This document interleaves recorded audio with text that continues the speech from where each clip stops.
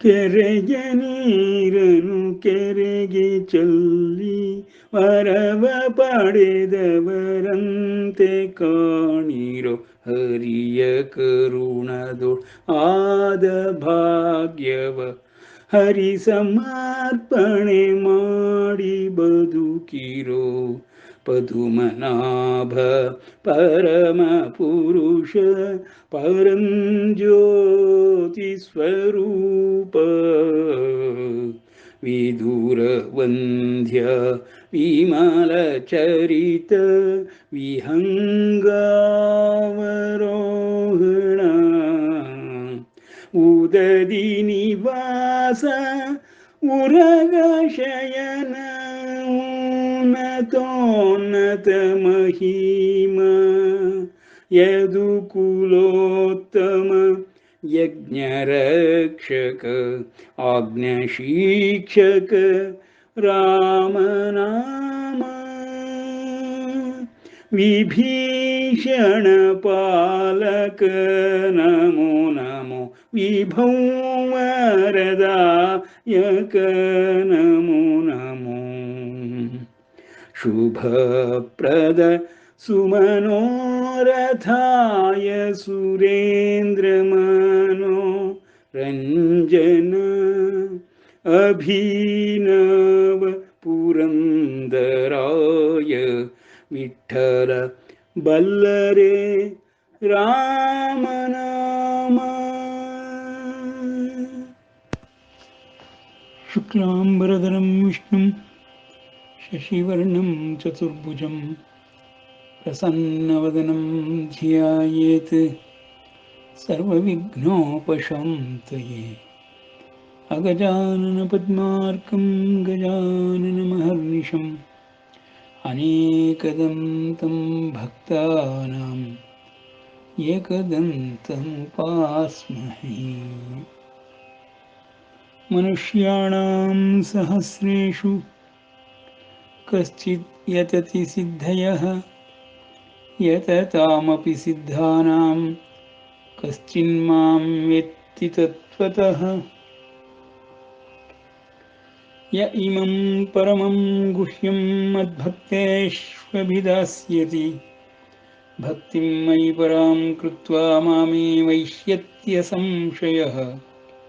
ನ ಚ ತಸ್ಮಾನ್ ಮನುಷ್ಯೇಷು ಕಶ್ಚಿನ್ಮೇ ಪ್ರಿಯಕೃತ್ತಮಃ ಭವಿತಾ ನ ಚ ಮೇ ತಸ್ಮಾದನ್ಯಃ ಪ್ರಿಯತರೋ ಭುವಿ. ಅಂಬ ತ್ವಾಮನುಸಂದದಾಮಿ ಭಗವದ್ಗೀತೆ ಭವದ್ವೇಷಿಣೀ. ನಾವು ಇದುವರೆಗೆ ಭಗವದ್ಗೀತಾ ಜ್ಞಾನ ಅಭ್ಯಾಸದ ಅತ್ಯಂತ ಪ್ರಮುಖವಾದ ಘಟ್ಟವನ್ನು 2ನೇ ಅಧ್ಯಾಯ ಸಾಂಖ್ಯಯೋಗದಲ್ಲಿ ತಲುಪುತ್ತಿದ್ದೇವೆ. ಶ್ರೀಕೃಷ್ಣನು 53ನೇ ಶ್ಲೋಕದವರೆಗೆ ಸಂಪೂರ್ಣವಾಗಿ ಭಗವದ್ಗೀತಾ ಜ್ಞಾನ ಸಾರವನ್ನೇ ಅರ್ಜುನನಿಗೆ ಕರುಣಿಸಿಬಿಡುತ್ತಾನೆ. 15-16 ಶ್ಲೋಕಗಳು ಆತ್ಮ ಪರಮಾತ್ಮರ ವಿಷಯದಲ್ಲಿ, ಮತ್ತೆ 10 ಶ್ಲೋಕಗಳು ಆತ್ಮ ಪರಮಾತ್ಮರು ದೇಹಿ ಸಂಬಂಧದ ವಿಷಯದಲ್ಲಿ, ನಂತರದಲ್ಲಿ ಧರ್ಮದ ವಿಷಯವನ್ನು, ಕರ್ಮದ ವಿಷಯವನ್ನು ಹಾಗೂ ದೇಹದ ಒಳಗಿರುವ ರಚನೆಯ ವಿಷಯಗಳನ್ನು ಮತ್ತು ವ್ಯಷ್ಟಿ ಸಮಷ್ಟಿಯೊಳಗಿರುವ ವ್ಯವಸ್ಥೆಯ ಬಗ್ಗೆಯೂ ಸಂಪೂರ್ಣ ಜ್ಞಾನವನ್ನು ಕೊಟ್ಟು ಈಗ ತುರಿಯ ಅವಸ್ಥೆಯ ಬಗ್ಗೆ ಮತ್ತು ಯೋಗದ ಸಿದ್ಧಿಗಳ ಬಗ್ಗೆ ಪರಮಾತ್ಮನು ಹೇಳುತ್ತಲಿದ್ದಾನೆ.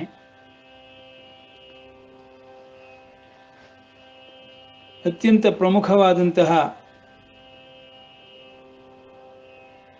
ಜ್ಞಾನ ವಿಜ್ಞಾನಗಳನ್ನು ಆತ್ಮ ಪರಮಾತ್ಮರ ವಿಷಯದಲ್ಲಿ ತಿಳಿಸಿದಂತಹ ಪರಮಾತ್ಮನು ಪ್ರಜ್ಞಾವಾದವನ್ನು ಮಂಡಿಸಿದ ಅರ್ಜುನನಿಗೆ ಪ್ರಜ್ಞೆ ಯಾವ ರೀತಿ ಕೆಲಸ ಮಾಡಬೇಕೆಂಬುದನ್ನು ತಿಳಿಸುತ್ತಾ ಬುದ್ಧಿಯೋಗವನ್ನು ವರ್ಣಿಸುತ್ತಾನೆ. ಬುದ್ಧಿಯೋಗದಿಂದ ಪ್ರಜ್ಞೆಯುಂಟಾಗುತ್ತದೆ. ಆ ಪ್ರಜ್ಞೆಯು ಸಮತ್ವವನ್ನು ಮತ್ತು ಪರಿಪೂರ್ಣತ್ವವನ್ನು ಪಡೆದುಕೊಂಡಂತೆ ಆತ್ಮ ಪರಮಾತ್ಮರ ಬೆಳಕು ಕಾಣಿಸಲಾರಂಭಿಸಿ ಜ್ಞಾನೋದಯವಾಗಿ ಅಂತಹ ವ್ಯಕ್ತಿಯು ಪರಮಾತ್ಮ ಐಕ್ಯತ್ವವನ್ನು ಹೊಂದುವನು. ಬ್ರಹ್ಮ ಪ್ರವೇಶವೂ ಆಗುವುದು, ಬ್ರಹ್ಮಸ್ಥಿತಿಯಲ್ಲೂ ಇರುವನು, ಬ್ರಹ್ಮನಲ್ಲಿ ವಿಹರಿಸುವನು ಮತ್ತು ಬ್ರಹ್ಮನಲ್ಲಿಯೇ ಲಯವನ್ನು ಹೊಂದುವನು. ಅವನು ಬ್ರಹ್ಮನಿಷ್ಠನಾಗಿರುವನು ಎಂಬುದಾಗಿ ಪರಮಾತ್ಮನು ಎಲ್ಲವನ್ನೂ ತಿಳಿಸುತ್ತಾ ಬುದ್ಧಿಯೋಗದ ಮಹಿಮೆಗಳನ್ನು ತಿಳಿಸುತ್ತಿದ್ದಾನೆ. ಬುದ್ಧಿಯೋಗವು ಎಲ್ಲರಿಗೂ ಮನಸ್ಸು ಇಂದ್ರಿಯಗಳ ಮೂಲಕ ಸಕಲ ವಿಷಯಗಳಲ್ಲಿಯೂ ಪ್ರಾಪಂಚಿಕ ಸುಖಗಳಲ್ಲಿಯೂ ಯಾವಾಗಲೂ ತಲ್ಲೀನವಾಗಿಯೇ ಇರುತ್ತದೆ. ಅದನ್ನು ಯಾವ ಉದಾಹರಣೆಯ ಮೂಲಕವೂ ತೋರಿಸಬೇಕಾದ ಅವಶ್ಯಕತೆಯೇ ಇಲ್ಲ. ಅಂತಹ ಬುದ್ಧಿಯೋಗವು ಹೇಗೆ ವಿಷಯಗಳ ಜೊತೆಯಲ್ಲಿ ಪ್ರಪಂಚದ ವಿಷಯದಲ್ಲಿ ತಲ್ಲೀನವಾಗಿರುತ್ತದೆಯೋ, ಯೋಗವನ್ನು ಉಂಟು ಮಾಡಿಕೊಂಡಿರುತ್ತದೆಯೋ, ಅಂತಹ ಯೋಗವನ್ನು ಆತ್ಮ ಪರಮಾತ್ಮರ ಜೊತೆಯಲ್ಲಿ ಬುದ್ಧಿಯ ಮೂಲಕ ಧೀಶಕ್ತಿಯನ್ನು ಜಾಗೃತಗೊಳಿಸಿ ವಿಶೇಷ ಪ್ರಜ್ಞೆಯನ್ನು ಪಡೆದವರು ವಿಪ್ರರು ಎನ್ನಿಸಿಕೊಳ್ಳುತ್ತಾರೆ. ವಿಶೇಷ ಪ್ರಜ್ಞೆಯನ್ನು ಪಡೆದು ಅಂತಹ ಪ್ರಜ್ಞೆ ಸಮತ್ವವನ್ನು ಪರಿಪೂರ್ಣತ್ವವನ್ನು ಪಡೆದುಕೊಂಡಂತಹ ಮನುಷ್ಯನು ಬ್ರಹ್ಮಪ್ರವೇಶ ಮಾಡುವನು, ತುರಿಯಾವಸ್ಥೆಯಲ್ಲಿ ಇರುವನು. ಆತ್ಮನ ಆನಂದಾವಸ್ಥೆಯೇ ಅವನಾಗಿ ಬಿಡುವನು. ಬ್ರಹ್ಮಾನಂದ, ಆತ್ಮಾನಂದ ಎಂಬ ಪದಗಳಿಂದ ಸೂಚಿಸುವ ಆ ಒಂದು ಅವಸ್ಥೆಯನ್ನು ತುರಿಯಾವಸ್ಥೆ ಎಂಬುದಾಗಿಯೂ ಹೇಳುತ್ತಾರೆ. ಅದನ್ನೇ ಬ್ರಾಹ್ಮಿ ಸ್ಥಿತಿ ಎಂದು ಪರಮಾತ್ಮನು ತಿಳಿಸುತ್ತಾನೆ. ಇಂತಹ ಒಂದು ಸ್ಥಿತಿಯನ್ನು ಯೋಗದ ಮೂಲಕ ನೀನು ಅಭ್ಯಾಸ ಮಾಡಿ ಪಡೆದುಕೊಳ್ಳಬಹುದು. ಎಲ್ಲ ದೇವತಾದಿಗಳು ಇದೇ ಅಭ್ಯಾಸ ಕ್ರಮವನ್ನು ಅನುಸರಿಸಿ ದೇಹಿಯಲ್ಲಿ ಸದಾಕಾಲವೂ ಸತ್ಯ ಶೋಧನೆಯನ್ನೇ ಮಾಡುತ್ತಿರುತ್ತಾರೆ. ಅವರ ಸತ್ವವು ಅಧಿಕವಾಗಿರುವುದರಿಂದ ಸಿದ್ಧಿಗಳನ್ನು ಪಡೆದುಕೊಂಡು ಸಿದ್ಧರಾಗಿರುತ್ತಾರೆ ಎಂಬುದಾಗಿ ಪರಮಾತ್ಮನು ತಿಳಿಸಿದ ಅನಂತರ 2ನೇ ಅಧ್ಯಾಯ ಸಾಂಖ್ಯಯೋಗದ 51-52ನೇ ಶ್ಲೋಕದವರೆಗೆ ನೋಡಿದ್ದೆವು. ಕರ್ಮಜಂ ಬುದ್ಧಿಯುಕ್ತಾ ಹಿ ಫಲಂ ತ್ಯಕ್ತ್ವಾ ಮನೀಷಿಣಃ ಜನ್ಮ ಬಂಧ ವಿನಿರ್ಮುಕ್ತಾ ಪದಂ ಗಚ್ಚಂತ್ಯನಾಮಯಂ. ಮನೀಷಿಣಃ ಎಲ್ಲ ಮನುಷ್ಯಾದಿಗಳು, ಮಾನವರಾದಿಗಳು, ಈ ಮನುಷ್ಯ ಲೋಕದಲ್ಲಿ ಮರ್ತ್ಯಲೋಕದಲ್ಲಿ ಜನಿಸಿದವರೆಲ್ಲರೂ ಕರ್ಮಫಲವನ್ನಾಗಲಿ ಕರ್ಮಫಲದ ಸಿದ್ಧಿಯನ್ನಾಗಲಿ ಅತ್ಯಂತ ಶೀಘ್ರವಾಗಿ ಪಡೆದುಕೊಳ್ಳುತ್ತಾರೆ. ಅವರಿಗೆ ಕರ್ಮಗಳು ತತ್ಕ್ಷಣದಲ್ಲಿಯೇ ಫಲವನ್ನು ಕೊಡುವಂಥದ್ದಾಗಿರುತ್ತದೆ. ನಿಧಾನವಾಗಿ ಫಲವನ್ನು ಕೊಡುವಂತಹ ಕರ್ಮಗಳು ಅವರಿಗೆ ತಿಳಿಯುವುದಾದರೂ ಮನುಷ್ಯ ಜನ್ಮದ ಕಾರಣದಿಂದ ತತ್ಕ್ಷಣದಲ್ಲಿಯೇ ಕರ್ಮಫಲಗಳನ್ನು ಅನುಭವಿಸುವಂತಹ ಯೋಗವನ್ನು ಪಡೆದುಕೊಳ್ಳುತ್ತಾರೆ. ಅಂತಹ ಕರ್ಮಫಲವನ್ನು ತತ್ಕ್ಷಣದಲ್ಲಿಯೇ ಪಡೆಯುವಂತಹ ಮನುಷ್ಯ ಜನ್ಮದಲ್ಲಿ ಫಲತ್ಯಾಗವನ್ನು ಮಾಡುವುದರ ಮೂಲಕವಾಗಿ ಅವರು ಕರ್ಮಬಂಧವನ್ನು ಮತ್ತು ಕರ್ಮಫಲದ ಬಂಧನವನ್ನು ಬಿಡಿಸಿಕೊಳ್ಳಬಹುದು. ಶೀಘ್ರವಾಗಿ ಅವರಿಗೂ ಯೋಗವು ಲಭಿಸುತ್ತದೆ, ಯೋಗ ಸಿದ್ಧಿಗಳು ಉಂಟಾಗುತ್ತದೆ. ಅದೇ ಕಾರಣದಿಂದಲೇ ಕ್ಷೀಣೇ ಪುಣ್ಯೇ ಪತಂತಿ ಮರ್ತ್ಯಲೋಕೆ ಎಂಬುದಾಗಿ ವೇದೋಕ್ತಿ ಇರುವುದು. ಪುಣ್ಯವೆಂಬುದು ನಷ್ಟವಾದ ಒಡನೆಯೇ ದೇವತಾದಿಗಳು, ಊರ್ಧ್ವಲೋಕಗಳಲ್ಲಿರುವವರು, ಪುಣ್ಯಲೋಕದಲ್ಲಿರುವವರು, ದಿವ್ಯ ಲೋಕಗಳಲ್ಲಿರುವವರು ಸಹಿತ ಮರ್ತ್ಯಲೋಕಕ್ಕೆ ಬಿದ್ದು ಬಿಡುತ್ತಾರೆ ಎಂಬುದಾಗಿ. ಎಂದರೆ ಕರ್ಮಫಲಗಳು ಅಷ್ಟು ಶೀಘ್ರವಾಗಿ ಫಲವನ್ನು ಕೊಡುತ್ತದೆ. ಇಲ್ಲಿ ಒಂದು ವಿಶೇಷವನ್ನು ನಾವು ಗಮನಿಸಬೇಕು. ಒಳ್ಳೆಯ ಕರ್ಮಗಳು ಅತ್ಯಂತ ನಿಧಾನವಾಗಿ ಫಲಗಳನ್ನು ಕೊಡುವುದಾದರೂ ಕೆಟ್ಟ ಕರ್ಮಗಳು ತತ್ಕ್ಷಣದಲ್ಲಿಯೇ ಫಲವನ್ನು ಕೊಟ್ಟು ಬಿಡುತ್ತದೆ. ಇದು ನಾವು ಸಾಮಾನ್ಯವಾಗಿ ಲೋಕಾರೂಢಿಯಾಗಿ ಎಲ್ಲರೂ ಗಮನಿಸಿರುತ್ತೇವೆ. ಕೆಟ್ಟ ಕರ್ಮಗಳನ್ನು ಮಾಡುವವರಿಗೆ ತತ್ಕ್ಷಣದಲ್ಲಿಯೇ ಫಲಗಳು ದೊರಕಿಬಿಡುತ್ತದೆ. ಆ ಫಲಗಳು ಆ ಕೆಟ್ಟ ಕರ್ಮದಿಂದಲೇ ಅವರಿಗೆ ದೊರಕಿತು ಎಂಬ ಮಾಯಾಶಕ್ತಿಯ ಭ್ರಮೆ ಉಂಟಾಗುತ್ತದೆ. ಆ ಕಾರಣದಿಂದಲೇ ಕಳ್ಳತನ ಮಾಡುವುದಾಗಲಿ, ಸುಳ್ಳು ಹೇಳುವುದಾಗಲಿ, ಕೊಲೆ ಮುಂತಾದ ಹತ್ಯೆಗಳನ್ನು ಮಾಡುವುದಾಗಲಿ ತತ್ಕ್ಷಣದಲ್ಲಿಯೇ ಅವರಿಗೆ ಫಲವು ಸಿಕ್ಕಂತೆ ಕಾಣುವುದರಿಂದ ದುಷ್ಕರ್ಮಗಳಲ್ಲಿ ಪ್ರತಿಯೊಬ್ಬನು ಪ್ರೇರಿತನಾಗಿ ತನ್ನ ಮನಸ್ಸನ್ನು ಕಳೆದುಕೊಂಡು ಬಿಡುತ್ತಾನೆ. ಹಾಗಾಗಿ ದುರ್ವ್ಯಸನಿಯಾಗುತ್ತಾನೆ, ದುಶ್ಚಟಗಳಿಗೆ ಬಲಿಯಾಗುತ್ತಾನೆ. ಇವುಗಳು ನಾವು ಸರ್ವೇ ಸಾಮಾನ್ಯವಾಗಿ ಕಾಣುತ್ತಿರುವಂತಹ ಪ್ರಸಂಗಗಳು ಮರ್ತ್ಯಲೋಕದಲ್ಲಿ. ಆದರೆ ಸತ್ಕರ್ಮಗಳನ್ನು ಮಾಡುವುದಕ್ಕೆ ಅವನು ಒಡಂಬಡುವುದಿಲ್ಲ. ಕಾರಣವೇನೆಂದರೆ ತತ್ಕ್ಷಣದಲ್ಲಿ ಅದರ ಫಲಗಳು ಅವನಿಗೆ ಕಾಣಸಿಗುವುದಿಲ್ಲ. ದುಷ್ಕರ್ಮಗಳಿಗೆ ಸಿಕ್ಕುವ ಫಲಗಳಂತೆ ಸತ್ಕರ್ಮಗಳಲ್ಲಿ ಫಲಗಳು ತಕ್ಷಣವೇ ಸಿಕ್ಕುವುದಿಲ್ಲ. ಆ ಕಾರಣದಿಂದ ಅವನು ಸತ್ಕರ್ಮಗಳನ್ನು ಮಾಡುವುದೇ ಇಲ್ಲ. ಬಹಳ ನಿಧಾನವಾಗಿ ಅವನು ಮಾಡಿದ ಸತ್ಕರ್ಮಗಳಿಗೆ ಫಲಗಳು ಉಂಟಾಗುತ್ತವೆಯೇ ಹೊರತು ಆ ಪ್ರಸ್ತುತ ಪರಿಸ್ಥಿತಿಯಲ್ಲಿ ಅವನು ಹಿಂದೆ ಮಾಡಿರುವ ಕರ್ಮಫಲಗಳನ್ನು ಅನುಭವಿಸಬೇಕಾಗಿರುವುದರಿಂದ ಪ್ರಾರಬ್ಧ ಕರ್ಮವಾಗಿ ಬಂದಿರುವಂತಹ ಈ ಭೌತಿಕ ದೇಹವು ಅವನಿಗೆ ಹಿಂದಿನ ಕರ್ಮದ ಫಲದ ಆಧಾರದ ಮೇಲೆ ಸುಖ ದುಃಖಗಳನ್ನು ಕೊಡುತ್ತಲೇ ಇರುತ್ತದೆ. ಆ ಸುಖ ದುಃಖಗಳನ್ನು ಅನುಭವಿಸುತ್ತಾ ತಾನು ಆ ಕ್ಷಣದಲ್ಲಿ ತತ್ಕಾಲದಲ್ಲಿ ಮಾಡಿರುವಂತಹ ಕರ್ಮದ ಫಲಗಳೇ ಎಲ್ಲವೂ ಬರುತ್ತಿದೆ ಎಂಬುದಾಗಿ ಭ್ರಮಿತನಾಗಿ ಬಿಡುತ್ತಾನೆ. ಒಡನೆಯೇ ಆಹಾರವನ್ನು ತಯಾರಿಸಿ ತಕ್ಷಣವೇ ಆಹಾರವನ್ನು ಸೇವಿಸುವಂತಹ ಕ್ರಮವಿಟ್ಟುಕೊಂಡಿರುವುದರಿಂದ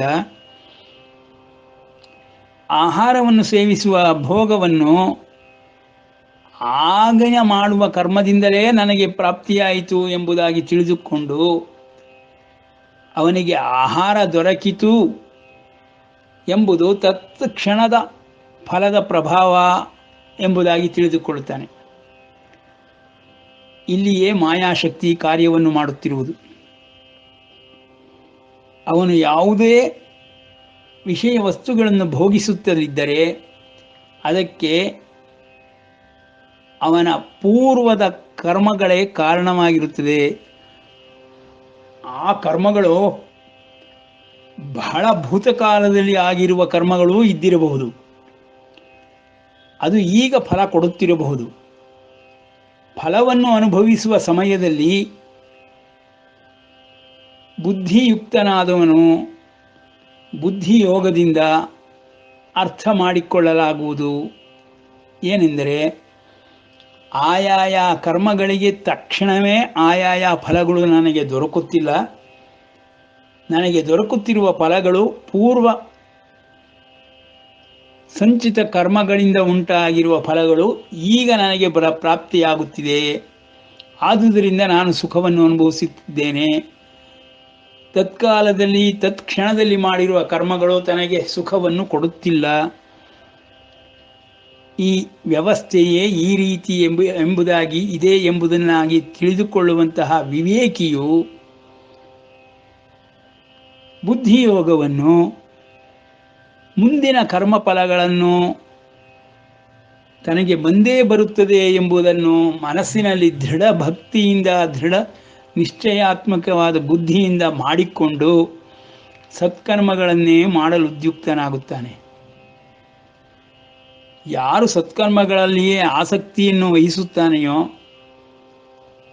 ಪೂರ್ವ ವಾಸನೆಯೂ ಅವನಿಗೆ ಸತ್ಕರ್ಮಗಳಲ್ಲಿಯೇ ಉಂಟಾಗುತ್ತದೆಯೋ, ಅವನು ಪೂರ್ವ ಪುಣ್ಯದ ಆಧಾರದ ಮೇಲೆಯೇ ಅಂತಹ ಸಂಘವನ್ನಾಗಲಿ, ಅಂತಹ ವಾತಾವರಣವನ್ನಾಗಲಿ, ಅಂತಹ ಜನಗಳ ಜೊತೆಯಲ್ಲಿ ಇರುವಂತಹ ಸ್ಥಿತಿಯನ್ನಾಗಲಿ ಪಡೆದುಕೊಳ್ಳುತ್ತಾನೆ. ಅವರವರು ಮಾಡಿದ ಕರ್ಮಕ್ಕೆ ತಕ್ಕಂತೆಯೇ ಅವರವರು ಅಂತಹ ಜನ್ಮಗಳನ್ನೇ ಪಡೆಯುತ್ತಾರೆ ಎಂಬುದಾಗಿ ಶ್ರೀಕೃಷ್ಣನು ಮುಂದಿನ ಅಧ್ಯಾಯಗಳಲ್ಲಿ ತಿಳಿಸುತ್ತಾನೆ. ಯೋಗಿಯಾದವನು ಭ್ರಷ್ಟನಾಗುವುದೇ ಇಲ್ಲ. ಒಂದು ವೇಳೆ ಅವನ ಯೋಗ ಸಾಧನೆಯು ಮಧ್ಯಕ್ಕೆ ನಿಂತು ಹೋದರೂ ಮತ್ತೆ ಮತ್ತೆ ಅವನು ತನ್ನ ಪೂರ್ವ ಪುಣ್ಯದ ಸಹಾಯದಿಂದ ಹಿಂದೆ ಮಾಡಿರುವ ಯೋಗ ಪ್ರಕ್ರಿಯೆಗಳಿಂದ ಉಂಟಾಗಿರುವ ಸಿದ್ಧಿಗಳು ಅವನನ್ನು ಮತ್ತೆ ಮತ್ತೆ ಮುಂದಕ್ಕೆ ಕರೆದುಕೊಂಡು ಹೋಗುತ್ತದೆ. ಅಂತಹ ಒಂದು ಯೋಗಿಗಳ ಮನೆಯಲ್ಲಿಯೇ ಜನ್ಮವನ್ನು ತಾಳುತ್ತಾನೆ ಎಂಬುದಾಗಿ ಪರಮಾತ್ಮನು ಕರ್ಮ ಮತ್ತು ಕರ್ಮಫಲಗಳು ಮತ್ತು ಅದರ ಗತಿ, ಅದು ಫಲ ಕೊಡುವ ಕಾಲ, ರೀತಿ, ನೀತಿ, ಅವಸ್ಥೆ ಎಲ್ಲವನ್ನೂ ತಿಳಿಸುತ್ತಾ ಹೋಗುತ್ತಾನೆ. ಅವುಗಳೆಲ್ಲವನ್ನೂ ನಾವು ವಿವರವಾಗಿ ತಿಳಿದುಕೊಂಡಾಗ ಇಲ್ಲಿ ಹೇಳುತ್ತಿರುವಂತಹ ಸೂಚ್ಯರ್ಥವಾಗಿ ಹೇಳುತ್ತಿರುವಂತಹ ಕೇವಲ ಸೂತ್ರಗಳು 53 ಶ್ಲೋಕದಲ್ಲಿಯೇ ಮುಗಿದು ಹೋಗುತ್ತದೆ. ಇವುಗಳನ್ನೇ ವಿವರಣೆ ಕೊಡುತ್ತಾ, ವಿಶದಪಡಿಸುತ್ತಾ, ವಿಸ್ತಾರ ಮಾಡುತ್ತಾ ಮುಂದಿನ ಅಧ್ಯಾಯಗಳಲ್ಲಿ ಪರಮಾತ್ಮನು ಎಲ್ಲವನ್ನೂ ತಿಳಿಸಿಕೊಡುತ್ತಾನೆ. ಆ ರೀತಿ ತಿಳಿಸುವಾಗ ಬುದ್ಧಿಯೋಗದ ಬಗ್ಗೆ ಬುದ್ಧಿಯುಕ್ತನಾಗಿರುವವನು ಹೇಗೆ ಸಾಧನೆಯನ್ನು ಮಾಡುತ್ತಾನೆ, ಅವನು ಯಾವ ರೀತಿಯ ಫಲಗಳನ್ನು ಪಡೆಯುತ್ತಾನೆ ಎಂಬುದಾಗಿ ವರ್ಣಿಸುತ್ತಾ, ಬುದ್ಧಿಯುಕ್ತೋ ಜಹಾತೀಹ ಉಭೇ ಸುಕೃತ ದುಷ್ಕೃತೆ ತಸ್ಮಾತ್ ಯೋಗಾಯ ಯುಜ್ಯಸ್ವ ಯೋಗ ಕರ್ಮಸು ಕೌಶಲಂ. ನೋಡಪ್ಪ, ನೀನು ಯೋಗ ಪ್ರಕ್ರಿಯೆಯನ್ನು ಮಾಡುತ್ತಾ ಅದರ ಅಭ್ಯಾಸವನ್ನು ಪಡೆದುಕೊಂಡರೆ ಅದರ ಪ್ರಕಾರದಲ್ಲಿಯೇ ನೀನು ಸುಕೃತ ದುಷ್ಕೃತಗಳನ್ನು, ಒಳ್ಳೆಯ ಕರ್ಮಗಳನ್ನಾಗಲಿ ಕೆಟ್ಟ ಕರ್ಮಗಳನ್ನಾಗಲಿ ಬುದ್ಧಿಯುಕ್ತನಾಗಿ ಮಾಡುತ್ತೀಯೇ. ಆ ತರಹ ಬುದ್ಧಿಯುಕ್ತನಾಗಿ ಮಾಡುವಂತಹ ಕರ್ಮಗಳು ಇಲ್ಲಿಯೇ ತತ್ಕ್ಷಣದಲ್ಲಿಯೇ ಫಲಗಳನ್ನು ಕೊಟ್ಟು ಬಿಡುತ್ತದೆ.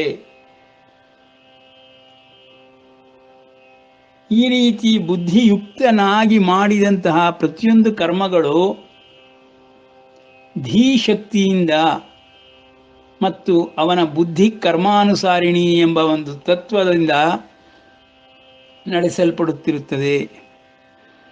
ಅವನ ಪೂರ್ವ ವಾತಾವರಣದಲ್ಲಿ ಅವನು ಯೋಗ ಸಾಧನೆಯನ್ನು ಎಲ್ಲಿಯೇ ಬಿಟ್ಟಿದ್ದನೋ ಅಲ್ಲಿಂದಲೇ ಮುಂದುವರಿಸುವನು. ಹಾಗಾಗಿ ಅವನು ಎಲ್ಲಿದ್ದರೂ ವನೇ ರಣೇ ಅಗ್ನಿ ಮಹಾರಣವೇ ಜಲಾಗ್ನಿ ಮಧ್ಯೆ, ಎಲ್ಲಿ ಪರ್ವತ ಮಸ್ತಕೇವ, ಯಾವ ಸ್ಥಳದಲ್ಲಿದ್ದರೂ, ಎಂತಹ ವಿಷಮ ಪರಿಸ್ಥಿತಿಯಲ್ಲಿದ್ದರೂ ಅವನಿಗೆ ಪೂರ್ವ ಜನ್ಮ ಕೃತ ಸುಕೃತ ಪುಣ್ಯಗಳು ಅವನನ್ನು ರಕ್ಷಿಸುತ್ತದೆ ಮತ್ತು ಅವನಿಗೆ ಸಹಾಯಕವಾಗಿ ಈ ಬುದ್ಧಿಯೋಗದಲ್ಲಿ ಅವನನ್ನು ಮೇಲೆ ಮೇಲೆ ಕರೆದುಕೊಂಡು ಹೋಗುತ್ತದೆ. ಆತ್ಮ ಪರಮಾತ್ಮರ ಅನುಭವಗಳನ್ನು, ಸತ್ಯ ದರ್ಶನವನ್ನು ಕೊಡಿಸುತ್ತದೆ.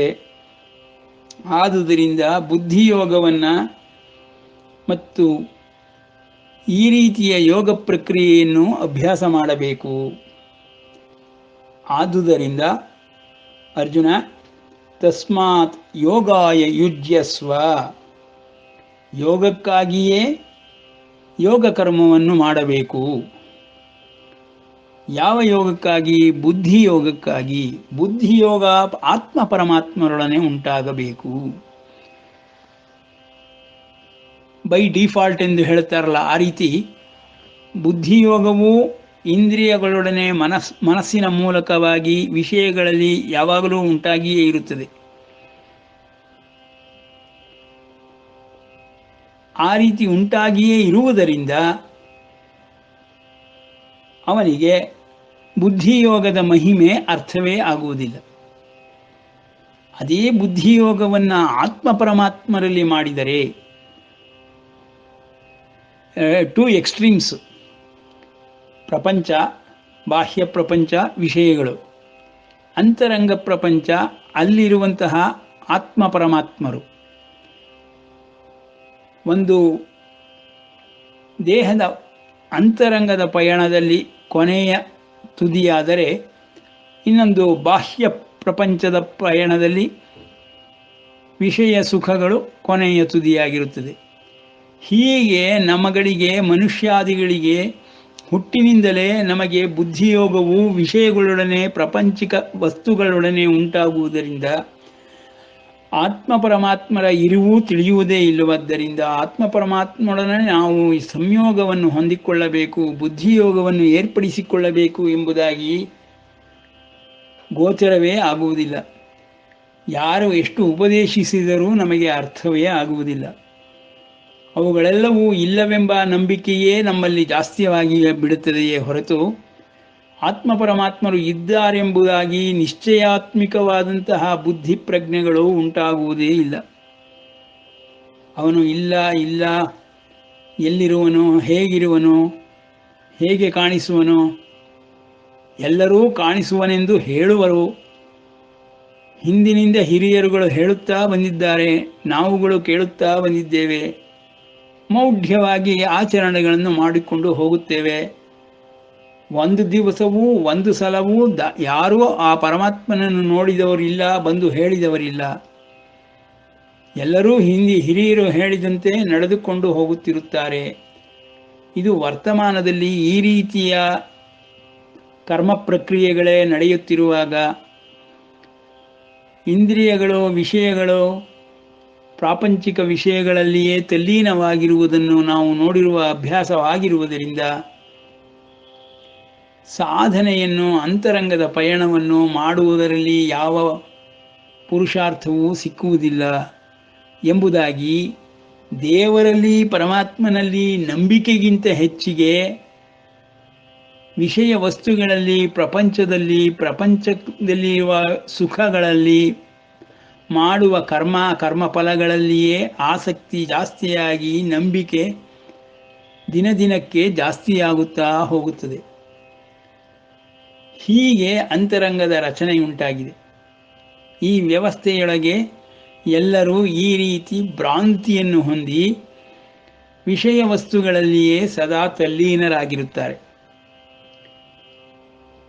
ಅಂತಹ ವಿಷಯ ವಸ್ತುಗಳಲ್ಲಿ ಸದಾಕಾಲ ಬಿದ್ದುಕೊಂಡಿರುವಂತಹ ಮನಸ್ಸು, ಬುದ್ಧಿಗಳನ್ನು ವಿಷಯಗಳಿಂದ ಸೆಳೆದುಕೊಂಡು ಕಡಿತಗೊಳಿಸಿ ಶಮದಮಾದಿ ಯೋಗಗಳನ್ನು ಅಭ್ಯಾಸ ಮಾಡಿ ಅಂತರಂಗದ ಕಡೆಗೆ ಆತ್ಮ ಪರಮಾತ್ಮರನ್ನು ನೋಡಲು ಸುಗ ತಿರುಗಿಸಿದರೆ ಸತ್ಯ ದರ್ಶನವೂ ಆಗುತ್ತದೆ, ಪ್ರಜ್ಞೆಯೂ ಬೆಳೆಯುತ್ತದೆ, ವಿಶೇಷ ಪ್ರಜ್ಞೆಯೂ ಉಂಟಾಗುತ್ತದೆ. ಪ್ರಜ್ಞೆ, ಬುದ್ಧಿ, ಮನಸ್ಸುಗಳೆಲ್ಲವೂ ಶುದ್ಧವಾಗುತ್ತಾ ಹೋಗಿ ಪಾರದರ್ಶಕವಾಗಿ ಆತ್ಮನ ಬೆಳಕನ್ನು ನೋಡಲಾರಂಭಿಸುತ್ತದೆ.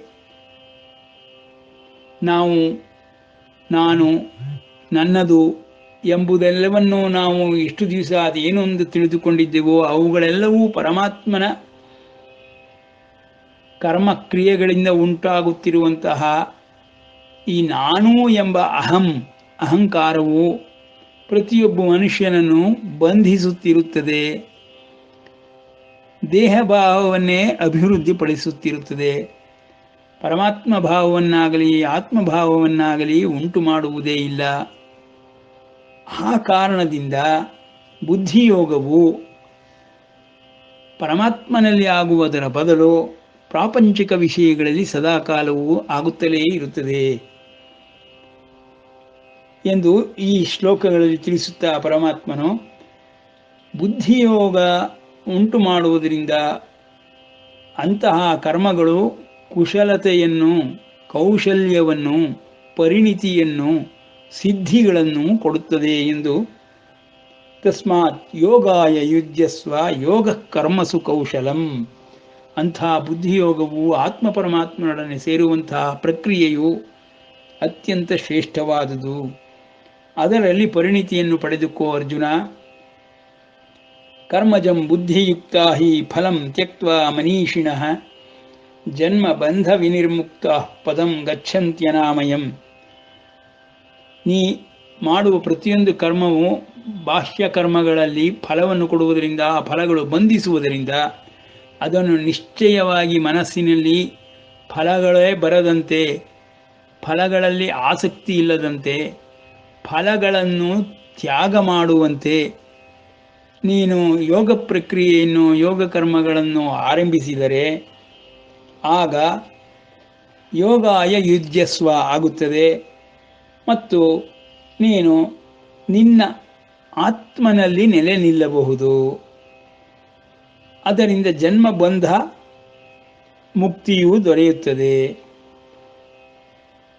ಅದರಿಂದ ಪ್ರಯೋಜನವೇನಪ್ಪ ಅಂದರೆ 6ನೇ ಅಧ್ಯಾಯದಲ್ಲಿ ತಿಳಿಸಿದಂತೆ ಆತ್ಯಂತಿಕ ಸುಖವು, ಪರಮಾತ್ಮನ ಪರಮ ಪದವಿಯು ಮತ್ತು ಯಾವುದರಿಂದ ಮತ್ತೆ ಹಿಂತಿರುಗುವುದಿಲ್ಲವೋ, ಸಂಸಾರವೆಂಬ ಈ ಜನ್ಮ ಬಂಧಗಳ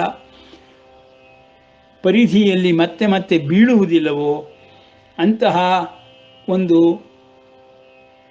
ಆ ಬ್ರಹ್ಮಾನಂದದ ಅವಸ್ಥೆಯಲ್ಲಿ ಇರುವಂತಹ ಸುಖವನ್ನು, ಆತ್ಮನಲ್ಲಿ ಲಯವನ್ನು, ಪರಮಾತ್ಮನಲ್ಲಿ ಸದಾಕಾಲ ವಿರಮಿಸುವುದನ್ನು ನೀನು ಪಡೆದುಕೊಳ್ಳಬಹುದು, ಕಾಣಬಹುದು. ಪದಂ ಗಚ್ಚಂತ್ಯನಾಮಯಂ, ಪರಮ ಪದವಿಯನ್ನೇ ತಲುಪುತ್ತಾರೆ ಯೋಗ ಅಭ್ಯಾಸದ ಪ್ರಕ್ರಿಯೆಯಿಂದ. ಯದಾ ತೇ ಮೋಹಕಲಿಲಂ ಬುದ್ಧಿರ್ ವ್ಯತಿತರಿಷ್ಯತಿ ತದಾ ಗಂತಾಸಿ ನಿರ್ವೇದಂ ಶ್ರೋತವ್ಯಸ್ಯ ಚ ಶ್ರುತಸ್ಯ ಚ. ನೀನು ಕೇಳಿದ್ದೇ ಆಗಲಿಪ್ಪ, ಕೇಳದೆ ಇದ್ದಿದ್ದೇ ಆಗಲಿಪ್ಪ, ಎಲ್ಲವೂ ನಿನಗೇ ಗೊತ್ತಾಗ್ಬಿಡುತ್ತಪ್ಪ. ಅದೇ ವೇದವಾಗಿ ಬಿಡುತ್ತದೆ. ಆ ವೇದಗಳೆಲ್ಲವೂ ನಿನ್ನ ಆಣತಿಯಂತೆ ನಡೆಯಲು ಆರಂಭಿಸುತ್ತದೆ. ವೇದಗಳನ್ನು ನೀನು ಅಭ್ಯಾಸ ಮಾಡಿ ಆ ಸಿದ್ಧಿಗಳನ್ನು ಪಡೆದುಕೊಂಡೆಯಾದರೆ ನೀನು ಮಾಡುವ ಎಲ್ಲ ಪ್ರಕ್ರಿಯೆಗಳು, ಕರ್ಮಗಳು ವೇದಾಗಮವಾಗಿಯೇ ನಡೆಯುತ್ತಿರುವಂತೆ ತಿಳಿಯುತ್ತದೆ. ಆಗ ನೀನು ನಿರ್ವೇದನಾಗುತ್ತೀಯ ಎಂಬುದಾಗಿ ತಿಳಿಸುತ್ತಾ ಆ ಒಂದು ತುರಿಯಾವಸ್ಥೆಯನ್ನು ನೀನು ತಲುಪಬೇಕು. ಶ್ರುತಿ ವಿಪ್ರತಿಪನ್ನಾತೆ ಯದಾ ಸ್ಥಾಸ್ಯತಿ ನಿಶ್ಚಲ. ಈಗ ನೀನು ಆ ಪರಮಾತ್ಮನನ್ನಾಗಲಿ ಆತ್ಮನನ್ನಾಗಲಿ ಸತ್ಯ ದರ್ಶನವನ್ನಾಗಲಿ ಪಡೆದುಕೊಂಡಿಲ್ಲವಾದ್ದರಿಂದ ಅರ್ಜುನ, ನಾನು ನಿನಗೆ ಇವುಗಳನ್ನೆಲ್ಲವನ್ನು ಹೇಳಿದರೂ, ಆ ಅವಸ್ಥೆಯನ್ನು, ತುರಿಯಾವಸ್ಥೆಯನ್ನು ವರ್ಣಿಸಿದರೂ ನಿನಗೆ ಈಗ ಶ್ರುತಿಗಳಿಂದ ಉಂಟಾಗಿರುವಂತಹ ಒಂದು ಜ್ಞಾನ ಮಾತ್ರದಿಂದಲೇ ಭ್ರಮೆ ಎಂದೆನಿಸುತ್ತದೆ, ಕಲ್ಪನೆ ಎಂದೆನಿಸುತ್ತದೆ. ನಿನ್ನ ಬುದ್ಧಿಯು ನಿಶ್ಚಲವಾಗಿ ನಿಲ್ಲಲಾರದು. ಇದು ಸತ್ಯವೇ ಹೌದು. ನಮಗೆ ಸ್ವಾನುಭವದಿಂದ ಬುದ್ಧಿಯು ನಿಶ್ಚಯವಾಗಿ ಸ್ಥಿರವಾಗಿ ನಿಲ್ಲುವಂತೆ ಇತರರ ಅನುಭವದಿಂದ ನಾವು ಕೇಳಿ ತಿಳಿದುಕೊಂಡರೂ ನಮಗೆ ಅಷ್ಟು ನಂಬಿಕೆಯಾಗಲಿ ಅದರಲ್ಲಿ ವಿಶ್ವಾಸವಾಗಲಿ ಸ್ಥಿರವಾಗಿ ನಿಲ್ಲುವುದಿಲ್ಲ. ಆದುದರಿಂದಲೇ ಶ್ರುತಿಗಳೆಲ್ಲವೂ ಸ್ಮೃತಿಗಳೆಲ್ಲವೂ ಪರಮಾತ್ಮನಿರುವನು, ಸಗುಣ ಸಾಕಾರನಾಗಿ ದೇವರು ಎಂದೆನಿಸಿಕೊಂಡಿರುವನು, ದೇವಲೋಕಗಳು ಇರುವುದು, ಪರಮ ಪದವಿ ಇರುವುದು, ಅವುಗಳನ್ನು ನಾವು ತಲುಪಬಹುದು ಎಂಬುದಾಗಿ ಎಲ್ಲ ವೇದ ಉಪನಿಷತ್ ಪುರಾಣಾದಿ ಕಥೆಗಳಲ್ಲೆಲ್ಲರೂ ಭಾಗವತೋತ್ತಮರೆಲ್ಲರೂ ಭಕ್ತರೆಲ್ಲರೂ ತಮ್ಮ ಜೀವಿತ ಕಾಲದಲ್ಲಿ ಸಾಧಿಸಿ ತೋರಿಸಿದರೂ ಅವುಗಳಲ್ಲಿ ನಂಬಿಕೆಯೇ ಉಂಟಾಗುವುದಿಲ್ಲ. ಕಾರಣವೆಂದರೆ ಅದು ಸ್ವಾನುಭವವಾಗಿರುವುದಿಲ್ಲ. ಇತರರ ಅನುಭವಗಳು ಇರಬಹುದು, ಅದು ನಮಗೂ ಆಗುತ್ತದೆ ಎಂಬ ನಂಬಿಕೆ ನಮ್ಮಲ್ಲಿಲ್ಲ. ಅದು ಆಗುವುದಿಲ್ಲವೆಂಬ ನಂಬಿಕೆಯೇ ದೃಢವಾಗಿ ಕುಳಿತುಬಿಟ್ಟಿದೆ. ಅದನ್ನು ಮೊದಲು ಹೋಗಲಾಡಿಸಿಕೊಳ್ಳಬೇಕು. ನಮ್ಮಲ್ಲಿ ನಾವು ಪರಮಾತ್ಮನನ್ನು ಪ್ರತಿಷ್ಠಾಪಿಸಬೇಕು. ಅವನನ್ನು ಪ್ರತಿಷ್ಠಾಪಿಸಿದ ಮೇಲೆ ಅವನು ಬಂದೇ ಬರುವನು, ಕಂಡೇ ಕಾಣುವನು, ಇದ್ದೇ ಇರುವನು. ಅವನನ್ನು ಕಂಡವರು ಹಲವಾರು ಮಂದಿ ಸಾಧನೆಗಳನ್ನು ಮಾಡಿ ಸಿದ್ಧಿಗಳನ್ನು ಪಡೆದುಕೊಂಡಿರುವರು. ಆ ಅನುಭವವು ನನಗೂ ಉಂಟಾಗಿಯೇ ಆಗುವುದು ಎಂಬ ದೃಢ ವಿಶ್ವಾಸದಿಂದ ಗುರಿಯನ್ನು ತಲುಪಲು ದಾರಿಹೋಕನು ದಾರಿಯ ಮಧ್ಯದಲ್ಲಿ ಸಿಗುವಂತಹ ಜನಗಳ ಮಾರ್ಗದರ್ಶನವನ್ನು ಪಡೆದು ಆ ದೃಢವಾದ ನಂಬಿಕೆಯಿಂದ ಗುರಿಯೆಡೆಗೆ ಪಯಣ ಮಾಡುವಂತೆ ಆಧ್ಯಾತ್ಮ ಪಯಣವನ್ನು ಆಧ್ಯಾತ್ಮ ಗುರುಗಳ ಮುಖದಿಂದ ಮಾರ್ಗದರ್ಶನವನ್ನು ಪಡೆದು ಉಪದೇಶವನ್ನು ಪಡೆದು ದೃಢವಾದ ನಂಬಿಕೆಯಿಂದಲೂ ನಿಶ್ಚಯ ಬುದ್ಧಿಯಿಂದಲೂ ಸಾಧಿಸ ಹೊರಟರೆ ಅವನಿಗೆ ಎಲ್ಲವೂ ದೊರಕುವುದು. ಅವನು ಆ ಗುರಿಯನ್ನು ತಲುಪುವನು. ಆ ಗುರಿಯನ್ನು ತಲುಪಿರುವಂತಹ ವ್ಯಕ್ತಿಗಳೇ ಅವರ ಅನುಭವಗಳನ್ನು ಜಗತ್ತಿಗೆ ಕೊಟ್ಟು ಉಪಕಾರಗಳನ್ನು ಮಾಡಿರುತ್ತಾರೆ ಎಂಬುದನ್ನು ನಾವು ಮನಸ್ಸಿನಲ್ಲಿಟ್ಟುಕೊಂಡು ಈ ಬುದ್ಧಿಯೋಗ ಪ್ರಕ್ರಿಯೆಯನ್ನು ಆರಂಭಿಸಬೇಕು. ಆಗ ಪ್ರತಿಯೊಬ್ಬರೂ ತಮ್ಮ ತಮ್ಮ ಅನುಭವಗಳನ್ನು ತಿಳಿಸಿದಂತೆಯೇ ನಮಗಳು ಆ ಅನುಭವಗಳು ಉಂಟಾಗುವುದನ್ನು ನಾವು ಸತ್ಯದರ್ಶನದ ಮೂಲಕ ಮಾಡಿಕೊಳ್ಳಬಹುದು. ಆ ಕಾರಣದಿಂದಲೇ ಶ್ರುತಿ ವಿಪ್ರತಿಪನ್ನಾತೆ ಯದಾ ಸ್ಥಾಸ್ಯತಿ ನಿಶ್ಚಲ ಸಮಾಧೌ ಅಚಲ ಬುದ್ಧಿ ತದಾ ಯೋಗಮವಾಪ್ಸ್ಯಸಿ. ಅಂತಹ ಯೋಗ ಅಭ್ಯಾಸವನ್ನು ಮಾಡಿದಾಗ ನೀನು ಸಮಾಧಿಯನ್ನು ತಲುಪುತ್ತೀಯೇ. ಬುದ್ಧಿಯು ಸಮಾಧಿಯಲ್ಲಿ ಸ್ಥಿರವಾಗಿ ನಿಲ್ಲುವುದು. ಸಮಾಧಿಯಲ್ಲಿ ನಿಲ್ಲುವುದು ಅಂದರೆ ಬುದ್ಧಿಯೊಳಗಿರುವ ಧೀಶಕ್ತಿಯಲ್ಲಿ ದೃಢವಾಗಿ ನಮ್ಮ ನಂಬಿಕೆಯು ವಿಶ್ವಾಸವು ಶಾಶ್ವತವಾಗಿ ಘನೀಭೂತವಾಗಿ ನಿಂತು ಬಿಡುತ್ತದೆ. ಶ್ರುತಿಗಳಿಂದ ವಿಕ್ಷಿಪ್ತವಾಗಿರುವ ನಿನ್ನ ಬುದ್ಧಿಯು ಯಾವಾಗ ಸಮಾಧಿಯಲ್ಲಿ ನಿಶ್ಚಲವಾಗಿ ಅಚಲವಾಗಿ ನಿಲ್ಲುವುದೋ ಆಗ ನೀನು ಯೋಗವನ್ನು ಹೊಂದುತ್ತೀಯೇ, ಯೋಗದ ಸಿದ್ಧಿಗಳನ್ನು ಪಡೆಯುತ್ತೀಯೇ, ಆ ಪರಮ ಪದವನ್ನೇ ತಲುಪುತ್ತೀಯೇ, ಪರಮಾತ್ಮನಲ್ಲಿ ಐಕ್ಯತ್ವವನ್ನು ಹೊಂದುತ್ತೀಯೇ ಎಂಬುದಾಗಿ ಶ್ರೀಕೃಷ್ಣನು ಬ್ರಹ್ಮವಿದ್ಯೆಯ ಸಂಪೂರ್ಣ ಸಾರವನ್ನೇ ಹೇಳಿ ಮುಗಿಸಿಬಿಡುತ್ತಾನೆ. ಆದರೆ ಅರ್ಜುನನಿಗೆ ವಿವರವಾಗಿ ಎಲ್ಲವನ್ನೂ ಹೇಳದೆ ಹೀಗೆ ಸೂಚ್ಯಾರ್ಥವಾಗಿ ಒಂದೊಂದು ಪದಗಳಲ್ಲಿ ಹೇಳಿದ ಕಾರಣದಿಂದ ಅನುಮಾನಗಳು ಇನ್ನೂ ಜಾಸ್ತಿ ಆಗುತ್ತವೆಯೇ ಹೊರತು ಅವನಿಗೆ ಪರಿಹಾರಗಳು ಕಾಣುವುದೇ ಇಲ್ಲ. ಮೊದಲೇ ಮನೋದೌರ್ಬಲ್ಯಕ್ಕೆ ಒಳಗಾಗಿರುವವನಿಗೆ